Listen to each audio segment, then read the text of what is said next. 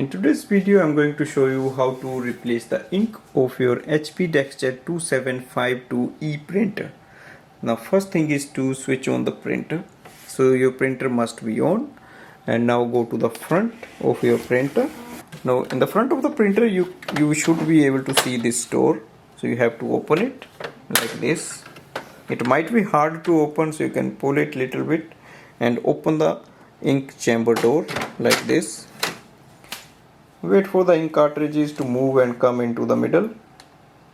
Once they come there, we have to simply press the ink cartridge down and take it out. Do it for both ink cartridges. So this printer uses HP Ink 67. Now take the new ink cartridge out of the plastic packaging. Place the color ink on the color side. Slide it in and push it in. For the black ink, slide inside and push it. Once you hear this sound, that means ink is locked.